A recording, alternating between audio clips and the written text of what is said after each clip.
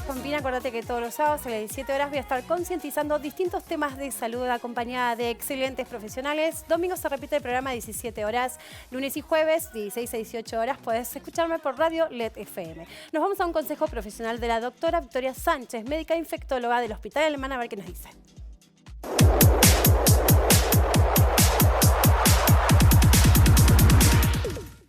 Buenas tardes a todos, gracias Pink como siempre por la convocatoria. Hoy me toca concientizar acerca del uso racional de antibióticos y por qué esto es tan importante. Cuando nosotros usamos productos que eliminan patógenos, en este caso microorganismos bacterianos, y utilizamos esta herramienta que es tan importante, además lo que hacemos es eliminar otras bacterias, que son bacterias muchas veces necesarias, que conviven con nosotros, que forman parte de nuestra microbiota, y a la vez, cada vez que nosotros utilizamos productos antimicrobianos, vamos a generar con el tiempo y con el uso repetido probablemente, la selección de aquellos microorganismos que son resistentes a estos antibióticos.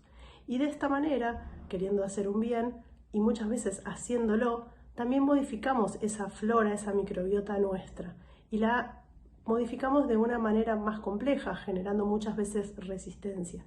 Y tal vez ustedes habrán escuchado lo que significa la resistencia bacteriana, y una de las mayores generadoras de resistencia bacteriana es ese uso inadecuado de antibióticos.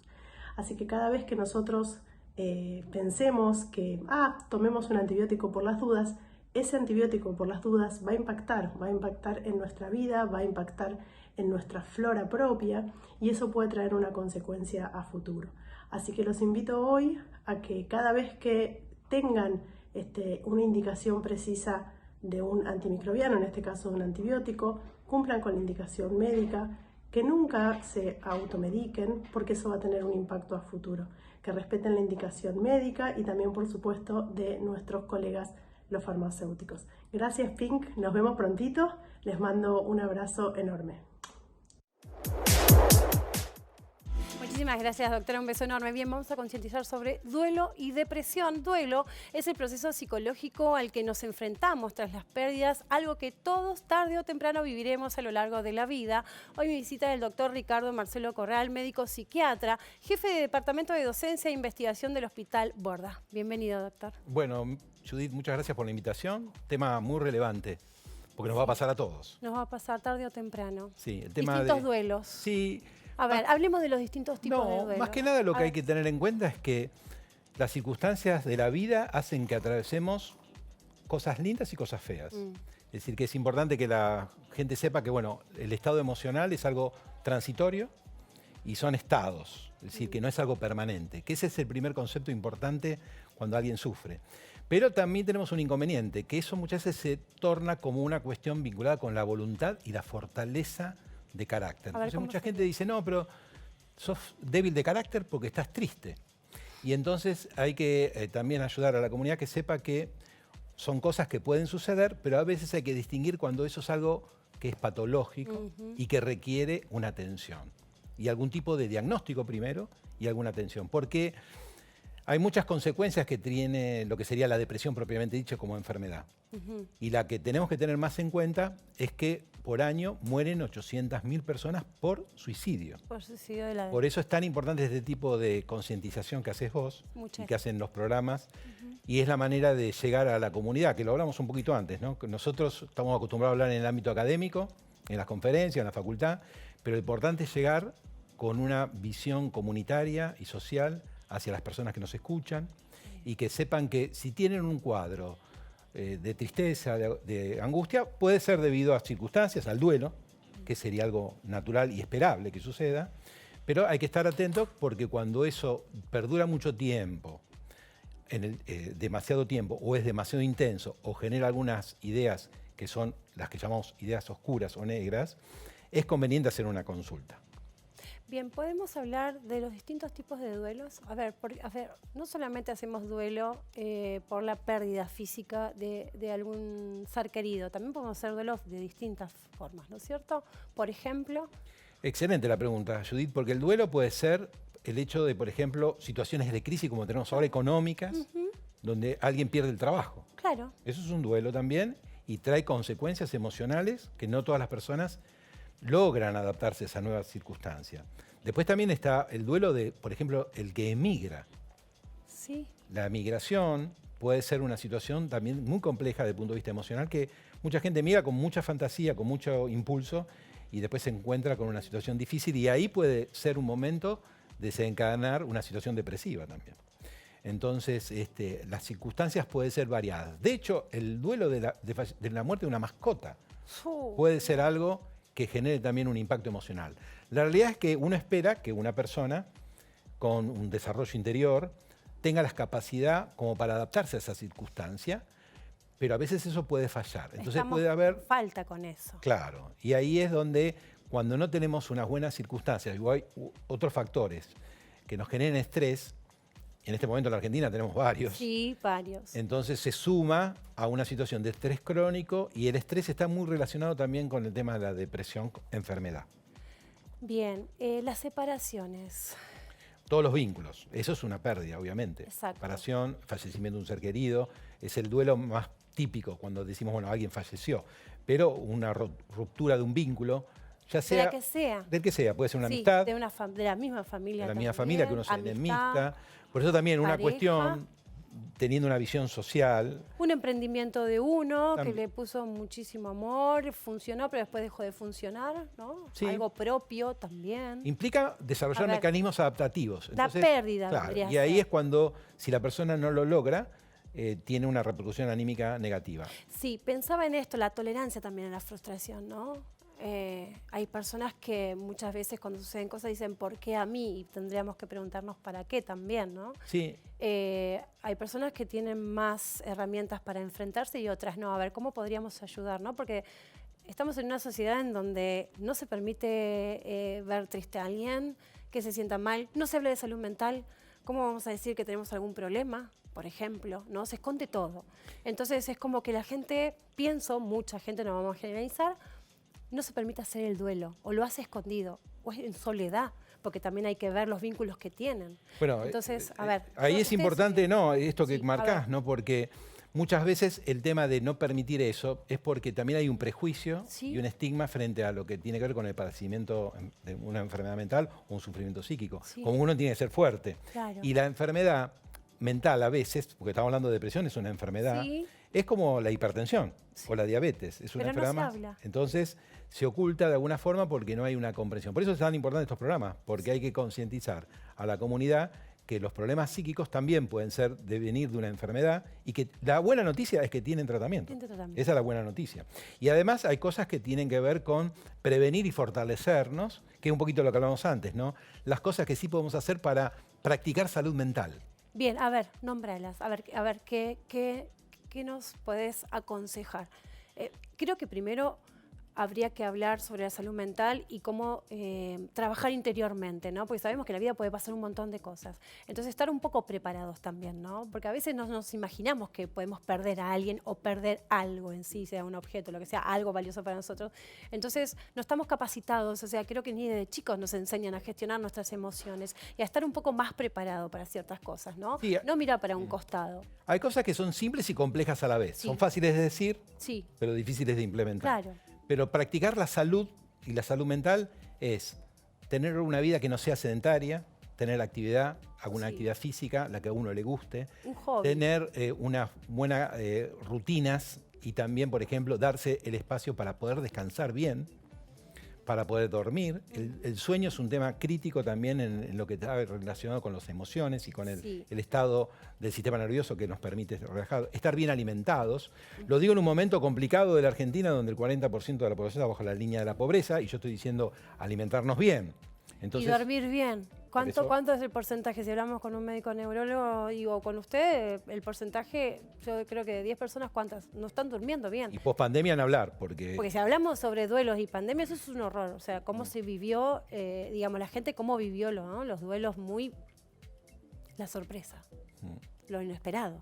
sí. ¿No? Creo que ahí es donde más la persona puede entrar en depresión, cuando algo es una sorpresa, no se espera, ¿no? Sí, igual tengamos en cuenta que para que una persona tenga depresión no es solamente las circunstancias, No. sino que tiene que haber una predisposición. Por eso Una también predisposición. hay como cierta carga genética. Nosotros vamos a ver que hay familias... Hay factores de riesgo. Hay factores de riesgo, pero también hay factores predisponentes Sí. y uno de ellos es la carga genética. Genética. Pero después hay otras cosas también, además del ejercicio, la buena alimentación, dormir bien, que tiene que ver intentar tener buenas relaciones con los otros. Bueno, Que eso hablemos también de es otro tema. Porque cuando Creo que uno- si hace una encuesta con las relaciones estamos complicados también. Bueno, pero eso también es importante porque eso también es neuroprotector. La situación de empática, de poder tener la actitud solidaria, nos ayuda mucho cuando ayudamos al prójimo a sentirnos mejor. Sí. Esa situación donde uno tiene algunas acciones que son desinteresadas, que no son Total. egoístas. Es decir, que esa construcción de la salud también es una salud comunitaria. Uno haría una sociedad mejor Sí. si siguiera esas pautas. Bien, hay personas que hacen más de un duelo. ¿Cómo ayudamos a esas personas? No, bueno, el tema del desencadenante muy seguido de situaciones traumáticas complica mucho más. Pero igual ahí, incluso las personas tienen capacidad de lo que llamamos resiliencia, La resiliencia. ¿no? De poder atravesarlo, de poder fortalecerse. Ojo que con cada situación de crisis Sí. uno puede salir fortalecido. Y la realidad es que frente a esa situación, o solo o con la ayuda de un terapeuta, en realidad podemos salir mejor que antes. Como nos sirve Ajá. como atravesar una experiencia traumática a ser mejores personas. Poner en palabras, ¿no? Qué importante esto porque estamos en una sociedad donde tenemos mucho para callar, ¿no? Y esconder. Esto de poner en palabras cuando estamos, nos sentimos mal, permitirnos, ¿no? Que no se está permitiendo, ¿no? Y entonces muchas veces cuando alguien está haciendo un duelo, se ponen como ejemplo, ¿no? Como que, bueno, eso no es nada. A mí me pasó algo peor. Bueno, ya va a pasar. Todo tiene tiempo. Digo, es el momento de la persona, digo, esto de cómo acompañamos a la persona que está haciendo un duelo. ¿Qué decir, qué no decir? ¿Cómo acompañar? Bueno, fundamentalmente darle lugar, ¿no? Para escuchar y sobre todo no juzgar. En general uno tenemos tendencia a dar consejos. ¿Qué hacen? Pero no con están esos buenos los consejos, no en están ese buenos. momento no están. Los terapeutas no damos consejos, porque los consejos siempre están de alguna manera mediatizados por la experiencia del otro. Claro. Y la encrucijada y esa ecuación es de uno, no es del otro. En realidad los terapeutas lo que hacemos es ayudar a la persona a buscar su resolución más saludable para ella misma, ¿no? Entonces ahí es muy importante tener ese tipo de escuchar, de esperar y de acompañar. Y también de ayudar a que una persona consulte cuando uno ve que es necesario. Por eso acá las familias que a lo mejor tienen a un ser querido o a un amigo que está atravesando un momento distinto, es importante también ayudar a que se anime a consultar, porque otro punto importante es que muchas veces los síntomas de tristeza, que llamamos de depresión, pueden ser una situación secundaria a otra enfermedad, a una enfermedad somática, una enfermedad clínica. El ejemplo que siempre doy es un problema hormonal y alguien que tiene hipotiroidismo a lo mejor cree que está deprimido y en realidad lo que necesita es hormona tiroidea. Es un ejemplo que doy siempre. Estaba pensando en eso. A ver, esto de acompañar a la persona que hace el duelo, esto de en silencio, bueno, también no preguntarle qué es lo que necesita. A veces a las personas prefieren estar solas, a veces prefieren estar acompañadas. Y también, ¿cuánto dura el duelo aproximadamente? Porque lo que a mí me genera dolor, tristeza, o sea, puede llevarme un tiempo y quizás a la otra persona puede llevar otro tiempo, ¿no? Porque dicen, bueno, hay personas que dicen, bueno, pero ya pasó eso, ya hace como un año. Y la Depende persona- mucho de las circunstancias. Claro, porque hay Uno- que ver si fue una sorpresa, no se lo esperaba, cuántos duelos está haciendo en el momento, ¿no es Sí, cierto? y hay situaciones que son complejas. No es lo Algunos mismo- son más fuertes, otros más vulnerables, no tienen herramientas, habilidades para salir adelante. Depende del hecho también. No es Sí, lo claro. mismo enterrar un padre que enterrar un hijo. Ah, Entonces eso también es muy importante. Y hay personas que atraviesan esa situación, que es muy difícil, se sobreponen, están mejor y funcionales, pero mantienen una tristeza un poco de base, ahí en el profundo, Ay. que tiene que ver con eso. Así que ojo que también depende mucho de la circunstancia del duelo. No es lo mismo que te choquen el auto y tengas un duelo porque estás sin auto, que una cosa relevante como es el fallecimiento de un ser querido, o alguien que está en una situación crítica económica y se funde y no tiene posibilidades de Totalmente. salir adelante, o que se retiró y ya no tiene oportunidades, o alguien que tiene una enfermedad grave sí, y que perdió alguna funcionalidad. sí.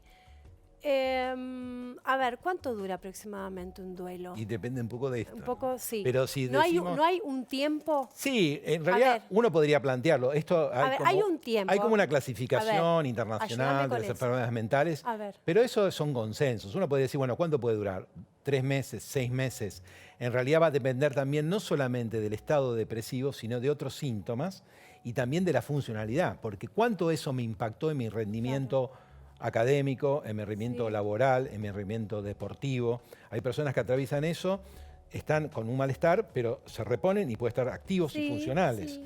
Entonces, que es como que de alguna manera ese duelo se superó, aunque quede algún sentimiento, algún malestar, alguna tristeza o algún sueño recurrente, podemos hablar que serían otras categorías. Digamos, no vamos del 0 al 100. Hay como un gradiente de malestar que podemos ir viendo que va pasando el tiempo. El tema es que haya una línea de tiempo que vaya en una evolución positiva, que uno lo va viendo a través de la actividad en sí, ¿no? Hay distintas etapas, ¿no? Digamos, estamos en duelo. Bueno, la negación, ¿no es cierto? Ah, bueno, eso que decía hablemos. Kubler-Ross, ¿no? A ver. El tema de cuando... Esto se estudió mucho con la pérdida de tu ser querido, ¿no? Sí. Es decir, primero el tema de lo que implica la negación, el enojo, ese tipo de etapas. Pero ¿Tenemos que ir pasándolo?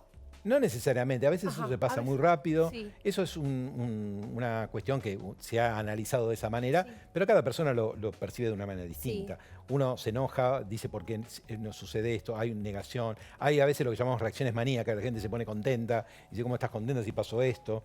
Depende mucho de cada persona. Sí, Acá lo importante es de la que se necesita un tiempo para elaborarlo, que va a depender de cada uno y va a depender de las circunstancias del duelo. Sí, hay ejemplos, por ejemplo, que escuchas, bueno, no tuve tiempo para hacer el duelo, tenía que cuidarlos a ustedes 3. Entonces, ese duelo se congeló, se postergó.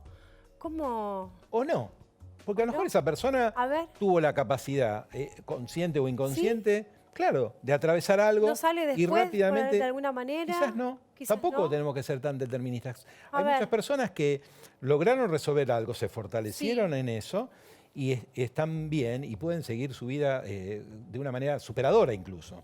Y otras personas no, les queda esa situación como un malestar que no pudo y en un momento se afloja y ahí aparece una situación de Muchas tristeza. veces pasa. Pero eso se da con algunas personas. Bien, la diferencia entre depresión y tristeza, como para entender. ¿no? Interesante eso, ¿no? Porque a veces decimos, a ver, ¿es válido que nos sintamos un día triste? Está bueno decir, hoy estoy triste, tengo ganas de estar tranquilo, no sé, hoy estoy enojado. O sea, poner en palabra esa emoción, ¿no?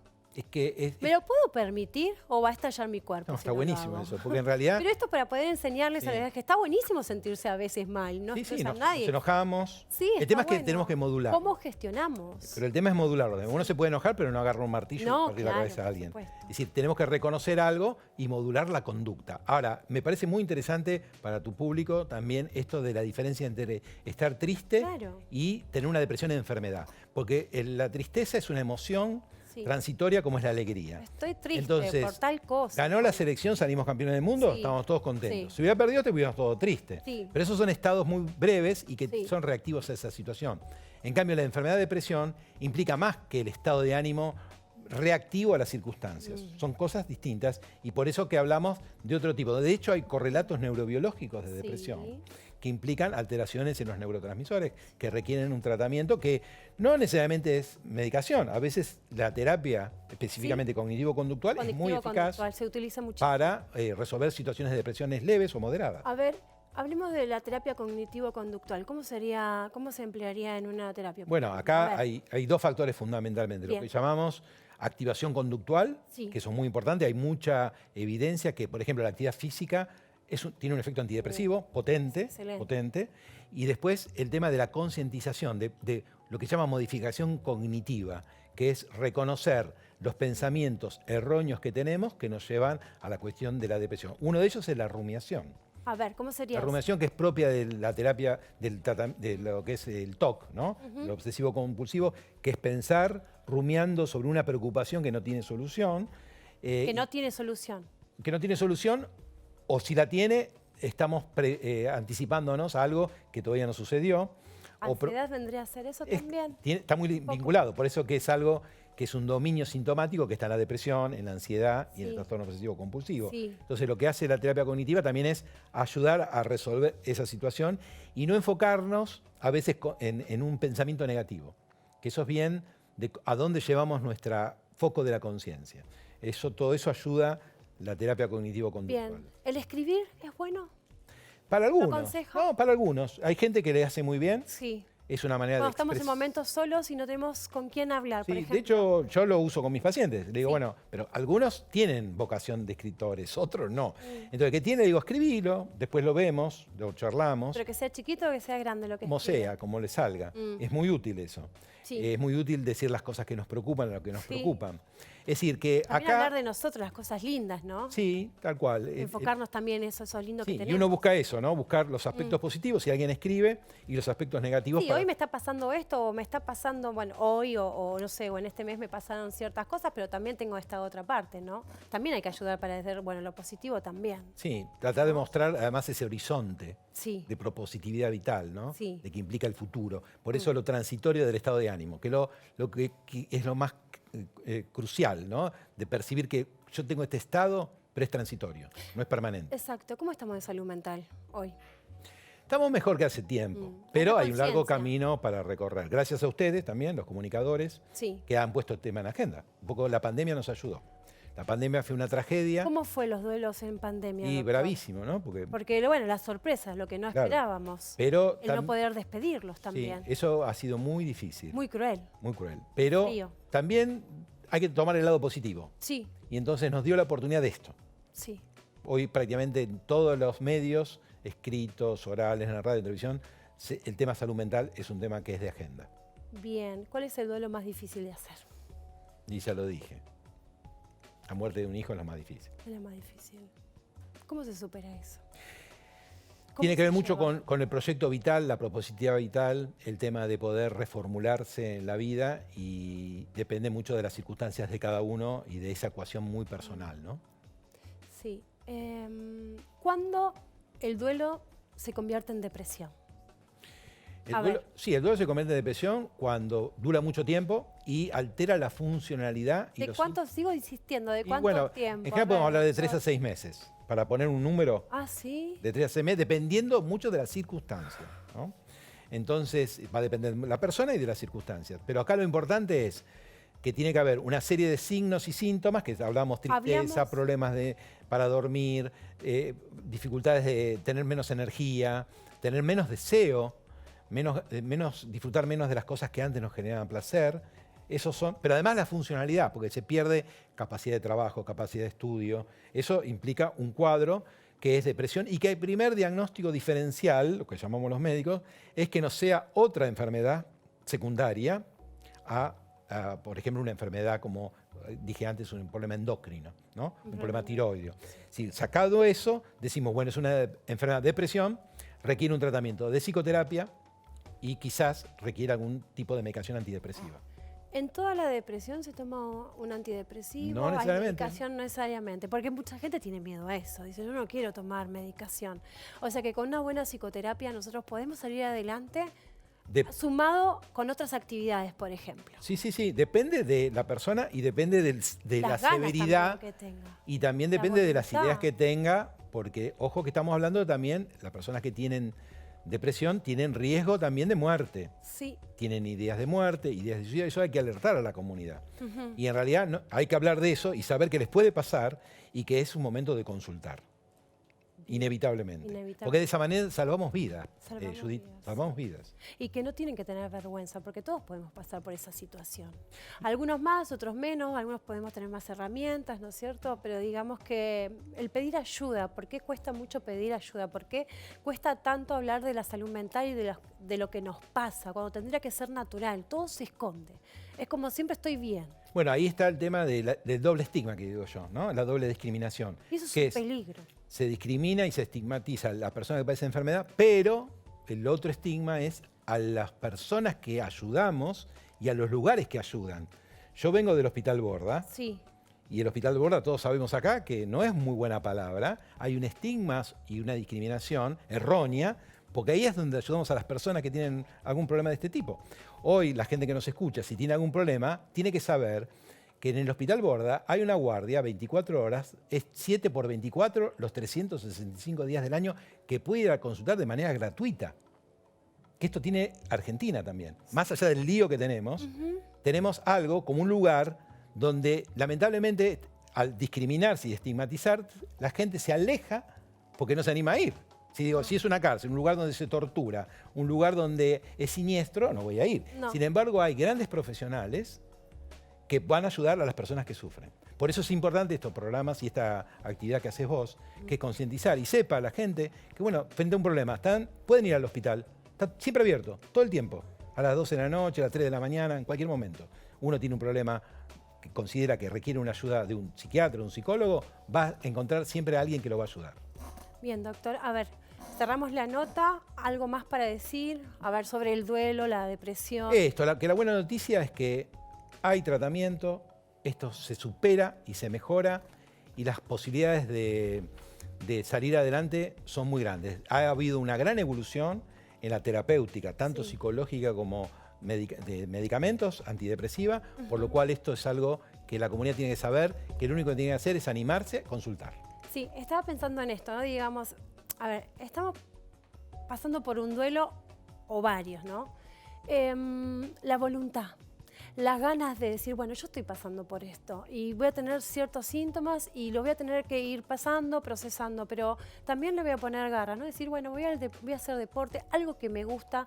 A ver, ¿qué aconseja con respecto a eso? Porque muchas veces pasa que hay personas que se quedan como encerradas, ¿no? Que también hay que permitírselo, ¿no? Pues la persona, cada uno elige cómo estar. Digo, pero qué bueno sería esto de decir, bueno, estamos pasando un mal momento, pero también tengamos la otra parte que puede ayudar para sentirnos mejor, para que sea más liviano.